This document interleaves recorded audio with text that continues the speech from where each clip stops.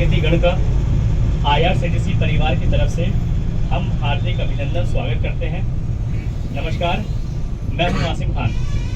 आइए जानते हैं कि जहां भी हम जा रहे हैं संगम, इसका क्या इतिहास रहा है और इसका मतलब क्या है। सबसे पहले मैं आपको बता दूं कि प्रयागराज संगम, प्रयाग का मतलब होता है कि गंगा, जमुना, सरस्वती, 3 या 2 नदियों का संगम। तो यहाँ पर आपको पता है कि मुख्य रूप से 3 नदियाँ पाई जाती हैं, गंगा, जमुना, सरस्वती। तो जो ये गंगा, जमुना, सरस्वती है, इनका यहाँ पर संगम हुआ है। और मैं आपको और एक चीज, बहुत महत्वपूर्ण चीज बता दूं कि यहाँ पर ब्रह्मा जी ने सृष्टि का सबसे पहला यज्ञ किया था। सबसे पहला यज्ञ ब्रह्मा जी ने यहाँ पर सृष्टि के लिए किया था। और प्रयागराज को विष्णु नगरी भी कहा जाता है।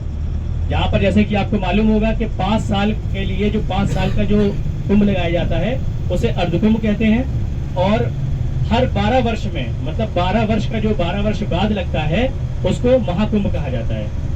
प्रयागराज का अपना एक इतिहास रहा है। ये बहुत प्राचीन काल की बहुत प्राचीन काल का शहर है ये।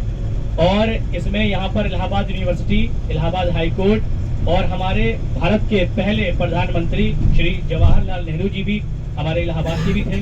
और लाल बहादुर शास्त्री जी भी यहाँ के थे।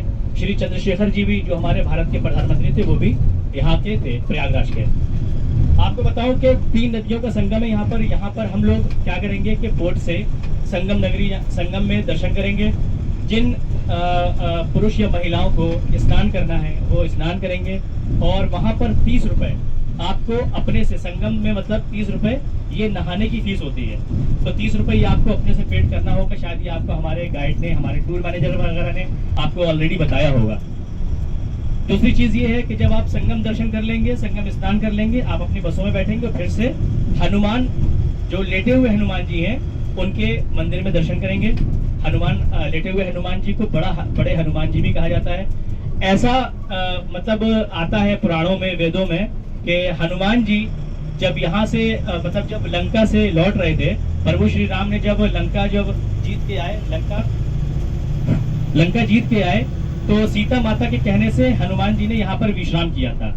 तो अब आप सबको पता है कि हनुमान जी बहुत विशालकाय थे, बहुत लंबे चौड़े से थे। तो जब हनुमान जी आराम करने के लिए जमीन पर लेटे, पृथ्वी पर लेटे जमीन पर, तो इतना भारी शरीर था उनका कि पृथ्वी नीचे धंस गई थी।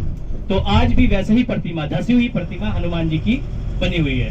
और दूसरा भी मतलब जो बुक्स में लिखा हुआ है, तो वो दूसरा रीजन ये बताया गया कि हनुमान जी एक से अहिरावण का वध कर रहे थे और दूसरे से जो असुर लोग थे उनको दोनों भुजाओं से, अपने दोनों हाथों से लड़ रहे थे, फाइट कर रहे थे।